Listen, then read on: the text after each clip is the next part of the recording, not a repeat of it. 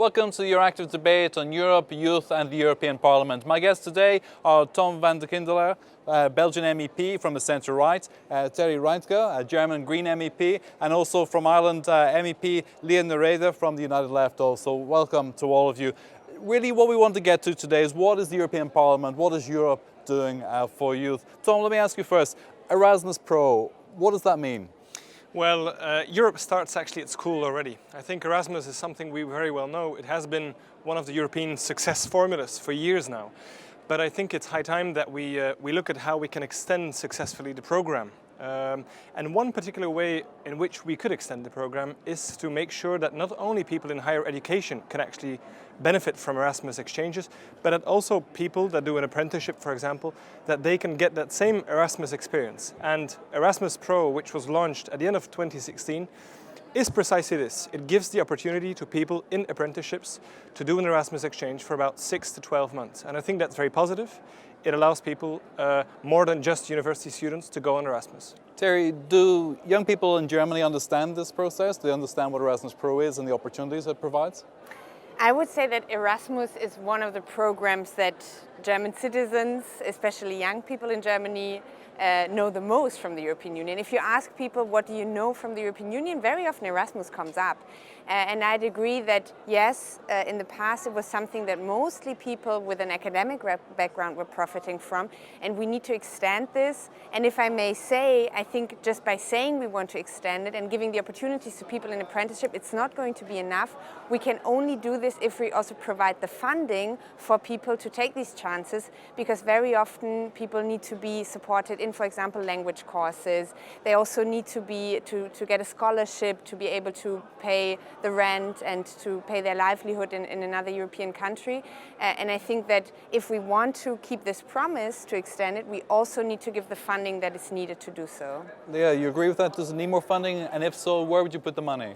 Well, I think the problem with the funding as well, and I welcome Erasmus. Obviously, it's a very successful program right across the EU, and our young people are absolutely reliant on it in some sectors. However, it may be not as fully accessible to certain parts of society as is needed. And regarding the funding in the Erasmus Plus, they're talking about student loans now having to be taken out to actually apply for it. And that really defeats the purpose of it. You know, somebody who's from a deprived area will not be able to access it. And then on top of that, they're going to have to go into debt if they even want to avail of it. So those aspects of it really need to be addressed in a real way to have any kind of meaningful engagement and a proper, I suppose, way of developing our young people. Because as we know, youth unemployment is so high in every country. Really, Greece is, I think, over 50%. Ireland is very high. And the one thing I always notice about our young people, we talk about our youth as if it's something in the future, as if it's something that's way down the road. Our youth are here today. And yet we never actually really address today the issues. We kick it down the road because they're in the distance, they're in the future.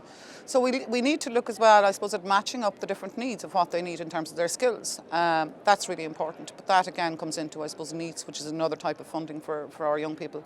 So it's all in all a very, very worthwhile programme, but we need to amend the Erasmus Plus. Terry, you mentioned about language skills as well. If you don't have the language capability, you can't really take benefit from freedom of movement, of labour rights that young people have today. How do you address that? Well, for example, by making language courses more available also for people who might not have a university degree. Because very often we think that only in jobs where you have a really high skill level, you would need other languages. And I believe if we look at the reality today and the different types of mobile workers, we see that wherever you work, language skills are always something that can be of great profit to what you are doing and to the possibilities that you have in your life. So I think that the European Union needs to provide more possibilities in that sense. And I mean, even though this is member state competence, and we are very much aware of that, but we should also really call on the member states in their educational curricula to put a high priority on learning languages, and maybe also not only French and English, but also looking into some other beautiful European languages and giving possibilities to learn them as well. So youth unemployment is really the pressing issue for most people. How do you advance youth employment when the economy still isn't really ticking up as far as it should? Is there an alternative way, the youth solidarity projects. What's on the table at the moment? I think that's precisely the challenge, what we need to deal with today. On the one hand, we still have a very weak economic recovery, and it will take time, I guess, up until the moment when the economy is really back on track again. But in the meantime, we need to make sure that we keep developing Europe's youth, and we need to do so by making them, by letting them go in exchange programs, but also indeed by strengthening, for example, their skills. And I think in that sense, I really appreciated the skills guarantee proposals that have been made to make use of Europass, to make use of these things that are available, and actually I think European youth is badly needing today. Aside from that, I really appreciate as well that we need to step out of the education mindset and out of the professional labour market mindset. And that's why, for example, the launch of the European Solidarity Corps has been something very positive. I think a lot of people want to do something in their spare time, want to help out, and they don't necessarily want to do that in their own country or in their own neighbourhood. I think for that we have enough youth organisations. People who want to cross the border, who want to go and help out in another European country, that's precisely the people that are being targeted by the European Solidarity Corps, and that can undertake something that can really fill in active citizenship in a good way. And I think that is precisely what the Solidarity Corps is about. Leo, we have this massive problem with migration across Europe, a real crisis, and we have this massive surplus of economic activity and capacity with youth in Spain, for example, running close to 50% youth unemployment. How do you match those two, a deficit in terms of people available to help and a surplus of people with really nothing else to do right now? Well, really, it's a very broad issue, and I suppose we haven't mentioned it yet, and people are kind of semi-reluctant nearly to bring up the Brexit word. But for us in Ireland, particularly when you're talking about freedom of movement for people, and that's obviously our young people, that's going to cause us a huge difficulty, and it already is, because we see the devaluation of sterling. And if we're going to have 20,000 people crossing a border from one part of Ireland to another part of Ireland, it's going to cause its own headaches, and labour laws come into it. So it's very difficult to match up our young people where they're going to fit into all of that, because everything, I think, is so fragile and volatile at the moment. But I think we have to start looking at broadening again how we educate our kids. And I think we also have to give them life skills, a bit more of how to cope with life. It's very much a case of, you qualify, you get your degree, and then you're straight into a job. And there's none of the skills to surround that or to support you in how you cope with the world, the way it's changing. And we also have to take into consideration that the general manufacturing industries are really plummeting. And the cultural creative industries are going up, but we see a lot of movement of people now going to America, for instance, because of Trump and technology, and that's really skyrocketing. So traditional industries are really plummeting. So that's going to leave a lot of our young people who are dependent on that manufacturing industry, for instance, very stuck for where they're going to go. So we need to start looking at what we have as commodities and where we can best place them that would suit them. And it needs to be more tailored, I think, specifically to the individuals rather than a blanket one-size-fits-all approach, which really doesn't work. Yes, go ahead. Can I comment on the question of the Solidarity Corps? Because I think that the idea that stands behind it is great, but I think that if you put it into this frame that you were a little bit insinuating, that there are so many people who don't have a job, and now we have the Solidarity Corps, so they can all go there, and then finally they have something to do. I think this would be something where I would at least be very skeptical about, because I think that when we speak about the Solidarity Corps, it should be out of motivation to do volunteering, and it cannot substitute striving for giving people real jobs, quality jobs, and giving perspectives to young people in Europe who are unemployed or who are in very precarious jobs. So I think that yes, it is a great tool to give possibilities to people, but it cannot be seen as a program to fight against youth unemployment, because we need young people to have something to do. Let me put it in this context, though, that the labour market, as you mentioned, is changing substantially, and the European Parliament here has been dealing also with automation and the way robots are going to dominate a lot of the manufacturing jobs to a much greater degree than they already do. The labour market will transform in a way which we can't even perceive yet.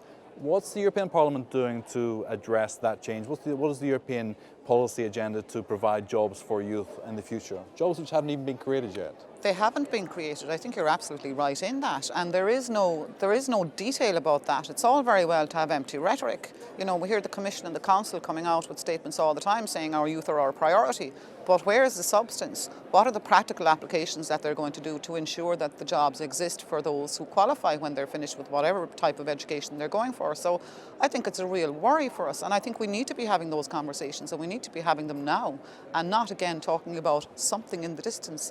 We are evolving every day, and obviously with Brexit again, you know, the economic volatility that we are in is just another spanner in the works. We have a kind of a perfect storm developing that, you know, and obviously financially, even from the EU budget, which I sit on as a full coordinator, we are seeing things coming down the tracks that are very worrying in terms of how we're going to handle all of this financially during the MFF. So it's very, very necessary for all of us now to be having those conversations, but more than that, to be putting policy in place to safeguard the future. Sorry, so let me ask you, in the context of youth entrepreneurship as well, do you see that as part of the package of how you solve youth unemployment?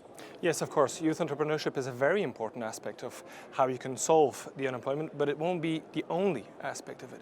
We need to make sure that people who want to launch their own business, that they have the necessary skills to be able to launch themselves. We need, for example, to improve the ways in which entrepreneurs come in classrooms and educate about how they run a business, not just to give them the academic insights, but also to give them the human aspect of it, to see, you know, what is awaiting them. Because what we see, and that's a very stark contrast with what's happening in the US, is that a lot of companies start up, but a lot of them crash as well, and then don't get a decent second chance to really take a new start. And it's this precise trial and error motivation, or this precise trial and error mindset, I think, which is something we can still learn from the Americans. If I may add just one more thing on what is coming up to us, I think we have been successful in promoting STEM education all around Europe, and I think this is slowly finding its way now in the different member states as well, which are the responsible people to organize education. But at the same time, we need to make sure that socially there is reason for new jobs to be backed up. When I see couriers that are, you know, driving through the big cities with delivering pizzas, and that we're not sure what type of contracts that these people get, we need to make sure that we create a European legislative framework that arrange for new jobs that are a consequence of the digital revolution, that we arrange for these new jobs to get a social backing, so to say. And that's precisely what the European European Pillar of Social Rights is on. One of the proposals that will come up in the next few months. Okay, Terry, in terms of gender, is there a difference between how you perceive male and female youth employment markets and other challenges?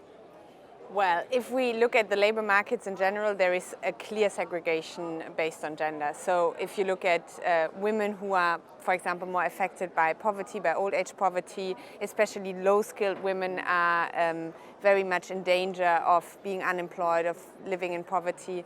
And you can also see this if you look at young people. So for especially young unemployment female people, it's very challenging to find a job, to get out of poverty, to get out of precarious living and working conditions.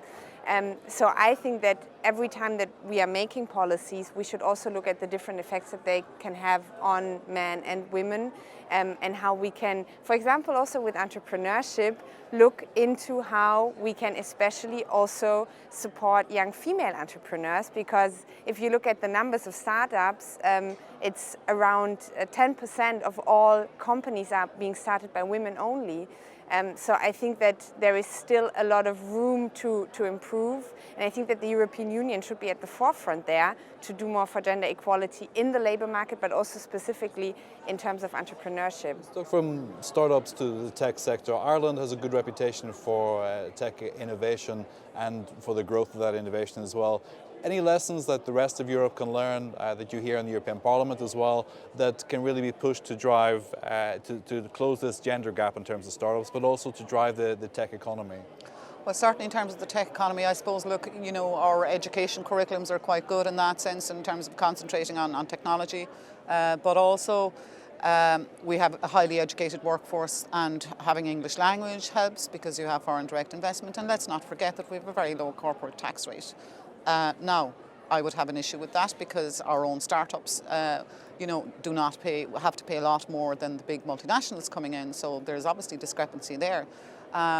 So now we're going to see how Trump plays it out. Is he going to try and bring all those Googles and Facebooks and all of them to try and bring them to America? There could be an element to that there. But look, in terms of gender gap, you're absolutely right. It is women that see the cold face of poverty, and they do become involved in this poverty trap. They have precarious work, as you said, and zero contract hours, all of that. It needs to be gender-proofed, really, and to try and encourage women, because women traditionally, we multitask. You know, they're very good entrepreneurs, and we absolutely should be having entrepreneurship as part of the curriculum to empower young people when they're in a primary school level even, to make them think outside of that kind of square box of traditional education.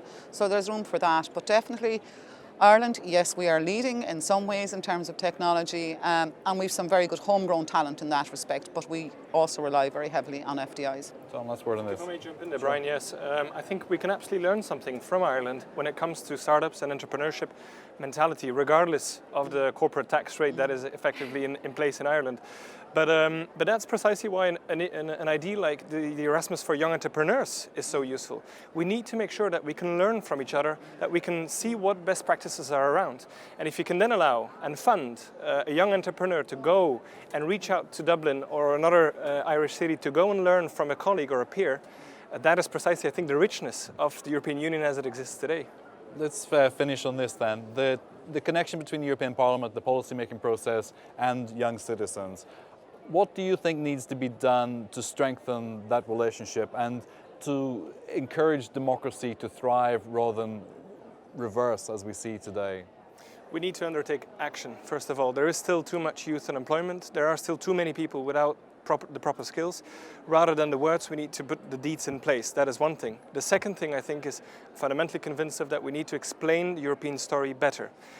We might well be doing a debate here on television today, but we need to make sure that the people in our respective hometowns know about these wonderful European projects that are available, that are out there.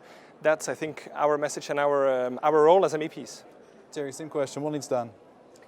Well, I think, of course, we need to tell the story better, but one of the things that I think we have to learn from, the last year, especially also the Brexit vote in Britain, we need to be where the people are. And I think it's like we can discuss here, we can even make events in our constituencies, but I think that eventually we are only reaching people who are already part of the convince. So we have 2 election campaigns coming up in Germany this year, and I think we have to go to the people, like really start knocking on doors again. And this is something that might seem, a little bit unnerving, and it takes long and it takes a lot of energy, but I think that this is what will need to happen if we want to convince people of the European project for the future. Yeah, your party, Sinn Féin in Ireland, has a very strong reputation for getting the vote out, for knocking on doors and for changing public opinion that way. Is this what Europe needs? Well, yes, but also I would say we need to make it more accessible. And when people think of Europe, they think rules, regulations. Europe is the reason why I can't grow my Brussels sprout to be such and such a way I want it to be, because there's a directive coming down the road saying you can't do this, can't do that. So people see Europe as being very restrictive. There's layers and layers and layers of bureaucracy right across every committee. So we need simplification, which we talk about. But we recently had simplification in one particular committee, and instead of having a 700-page document, we now have a document that's over, 1,200 pages. So, and the language that's used is so inaccessible to everybody. So is it any wonder that young people tune out when you start talking about Europe? We need to precisely point out the good things, but it also needs to be reformed on some very fundamental levels. But things like Erasmus, very good, and if we make people aware of that and the good things that can come out of it in terms of shared experience and increased funding, well then we're on the right track. Leah, Terry, Tom, thank you all very much. I'm Brian Maguire.